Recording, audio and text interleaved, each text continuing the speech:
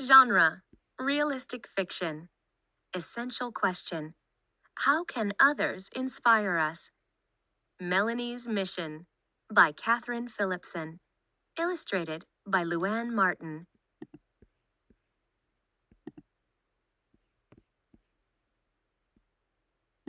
Chapter 1. The Visit. Melanie wandered into the kitchen. "I'm bored," she said. "Why don't you take these muffins over to Mrs. Ortez while I finish cleaning up here, and then we'll go and play some tennis," suggested Mom. "Okay, Mom, but I'm warning you, you've won for the last time. I can't sing as well as you, but I'm sure I can beat you at tennis." As Melanie went downstairs to Mrs. Ortez's apartment, she heard music. It stopped abruptly after she rang the bell. A short time later, Mrs. Ortez opened the door. "Come in, Melanie," she said, smiling and moving her walker out of the way. "How lovely to see you." "It's okay, Mrs. Ortez. I'll come another time, when you haven't got visitors." "There's no one else here, dear." "That's weird. I'm sure I heard a piano playing," said Melanie.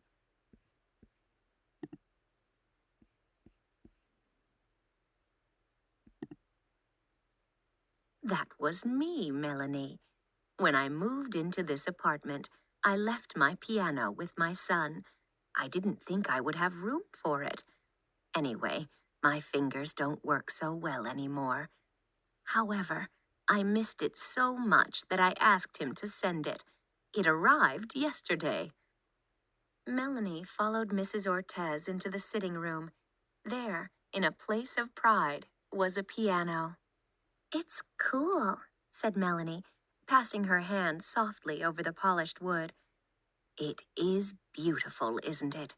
It belonged to my great-grandmother, and it's more than 100 years old," said Mrs. Ortez. "Would you like me to play something, and you can sing along?"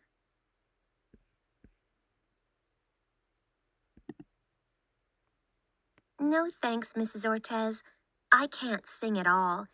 My mom sings in a choir, but I'm tone deaf. I don't get music at all. Dad says that I'm an outdoorsy, adventurous kind of girl." "You can like being outdoors and enjoy music, too," said Mrs. Ortez. "I believe that everyone can find some music that touches their heart. Let me play for you."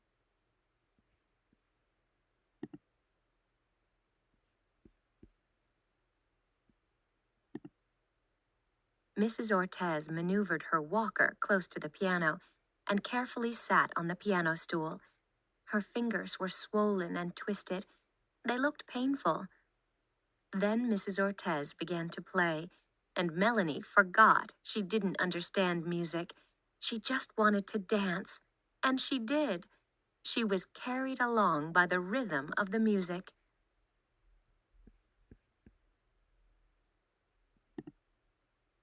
As Mrs. Ortez finished playing, Melanie came back to earth. "What was that?" she asked.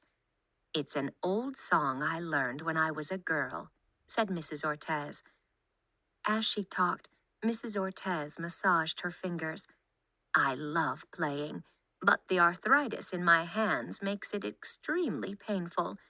I taught the piano for 40 years, but now I can hardly play. I really miss it."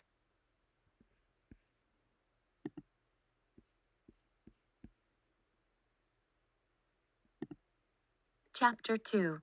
The Idea. As Melanie walked home, she thought about Mrs. Ortez and her love of the piano. She thought about how courageous Mrs. Ortez was to keep playing when it hurt so much. Later that day, as Melanie played tennis with her mother, she kept thinking about the music she had danced to. She thought how sad she would be if she couldn't play tennis. Melanie wondered how she could help Mrs. Ortez. The next day, Melanie went to visit Mrs. Ortez. They had a chat. Then Melanie went home and had a chat with her mom.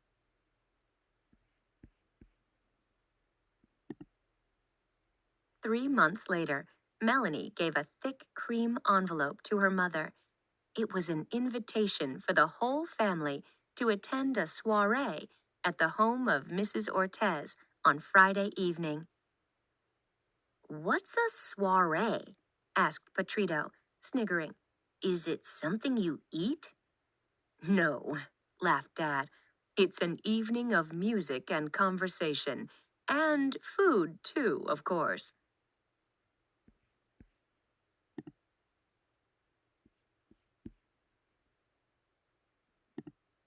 On Friday evening, the family went down to Mrs. Ortez's apartment. She greeted them at the door. Then they followed as she walked stiffly down the hall into the sitting room. A table was filled with delicious-looking food. There was guacamole and salsa, with tortillas. There were wedges of bean and cheese quesadilla, sopes, tamales, and pan dulce. The boys' faces lit up. Another table had board games, including Dad's favorite game. Some CDs lay beside the games. Chris spied one by his favorite band. The boys grinned at each other. It looked as if tonight would be a lot more fun than they had expected. Mrs. Ortez challenged Dad to a game, while Melanie watched Mom and Petrito play checkers. Chris declared that he would be in charge of music.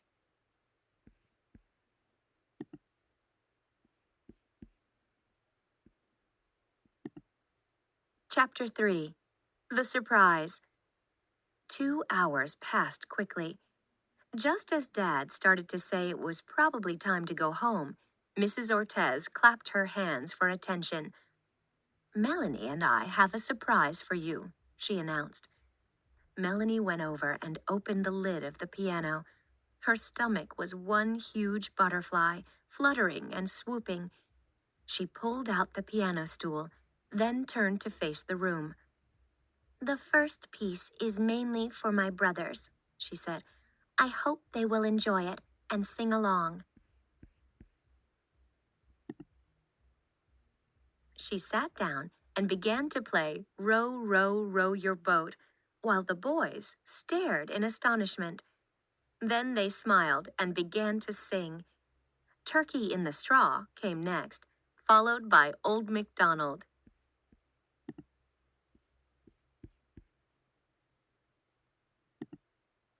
Melanie stood up and took a bow.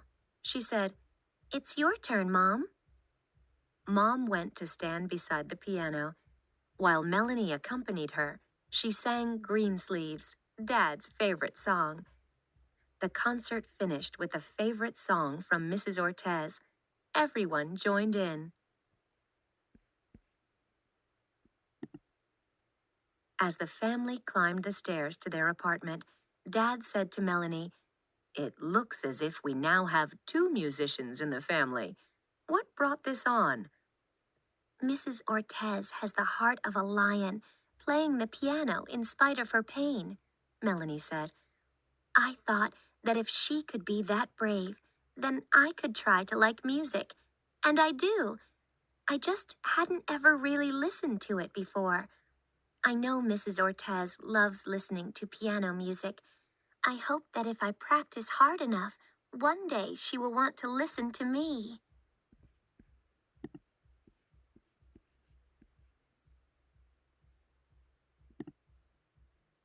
In the land of lions. Cassandra was a kitten, a very curious kitten.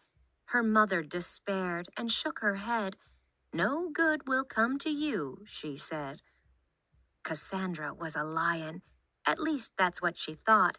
She roamed the hot savanna and grappled with the wildebeest. Her pride looked on in awe.